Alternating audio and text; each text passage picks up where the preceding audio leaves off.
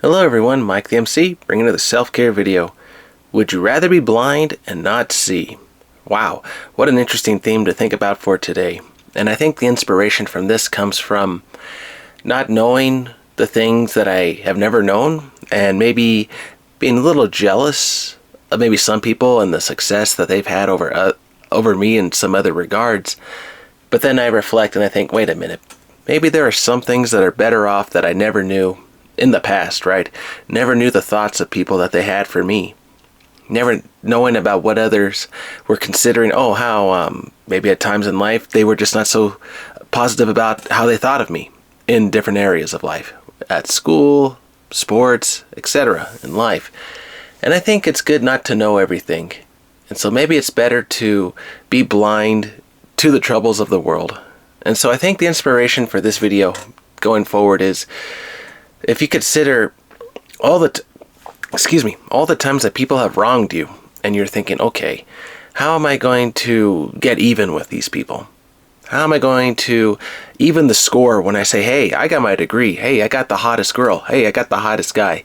Hey, I got the greatest family. I got the most success in town. I got the prestige. I have all these awards. I am now the president of the U.S., right? I'm all these things. And it's like, if I'm in these titles of position, right, if I finally get there, thinking about the people who I'm going to crush, right, would you say that's driven by vengeance or some justice, right? Share in the comments. How can you balance those two with regards to this theme, as far as better to not know what was in the heart of other people, what they were thinking about you? And maybe you can argue it's good to walk through the fire not knowing you're in it, and then you come out to the other side and you're like, wow, I survived. You and I, we made it. We made it across the coals.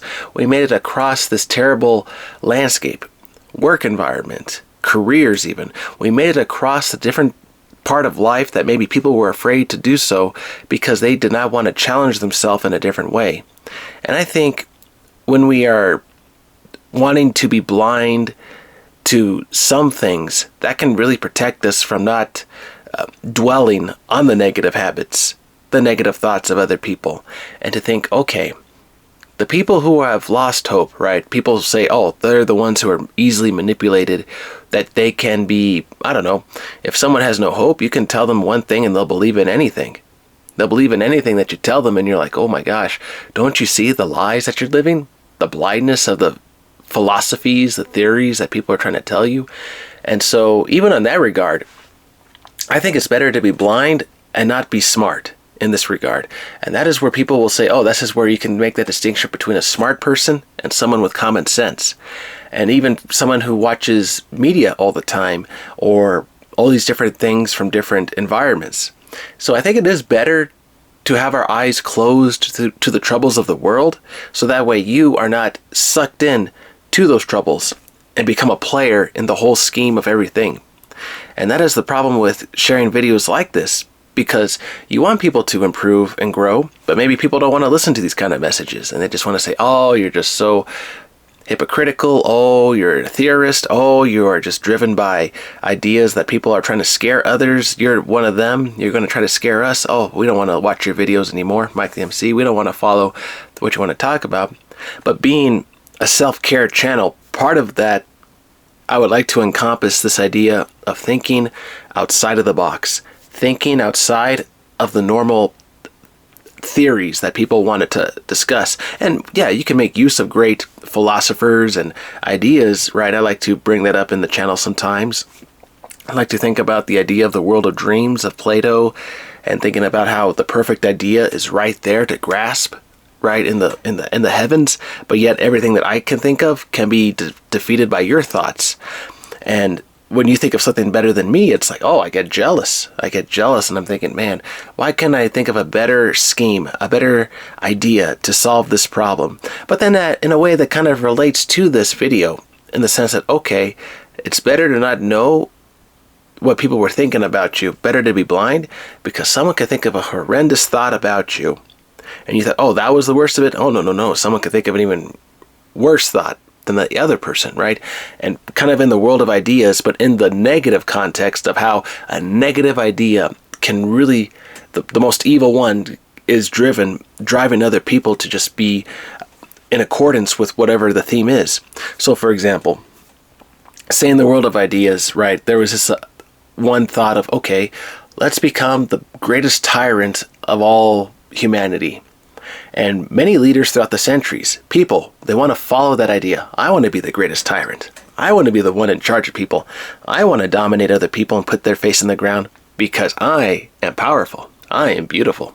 I am awesome. You serve me and I put your face in the ground because you have lost your hope. But you see, those are my ideas, stemming from that idea, the big one, of becoming a tyrant. But you may be worse than me. See, that's what's scary. Humanity, people are so much in a race of comparing each other to what people have accomplished, but also what people want to go for in life.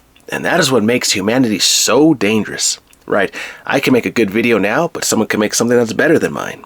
And do I go out and go on a jealous note and say, oh, or do I go and try again and just live my life and not fall into that trap of living the jealous life that other people have and they're trying to put in my face, right? Something you think about. And I think when we live away from the jealousy, living away from the comparison of ideas that people have between you and I, right?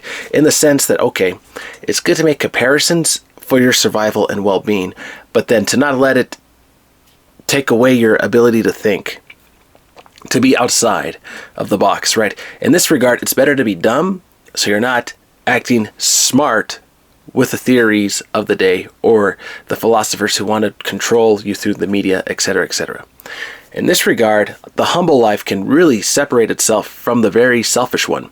And the selfish ones are the ones that you hear about in the media all the time with people who are superstars in real world situations, right? And you hear all the negative the negative stories, all the negative things that happen in Hollywood, politics, right? You can hear all these horrible stories and you're thinking, wow, how are people just so blind to this? Do they want to be blind and not admit to what they see and recognize that there is evil and not fight it? And I think in one regard, you have to fight the evil, but in one regard, it's better to not play with it and to just let it subside. Because if you are going to deny somebody, hey, they give you an offer, hey, I want you to be the dictator of this church, the dictator of this community, of this state. I'll give you all that power if you serve me and my ideals, right? See, how many of us are willing to turn away from a powerful deal in that regard? A powerful motive that someone's trying to offer you to say, hey, you could become the number one person in your town if you start to believe and proclaim these false allegations, these false ideas, these false beliefs that people are easy to fall into, right? Drama creates the media. And I would argue that with the drama creating the media and the people who fuel it, right, that is a scary phenomenon on every side that you see. And I think in this regard, it's better to be poor and not to know those troubles. And if you recognize the poor people from, I'll say even from my work that I recognize, living on the spot, you're thinking, man, how can people just live on survival mode all the time?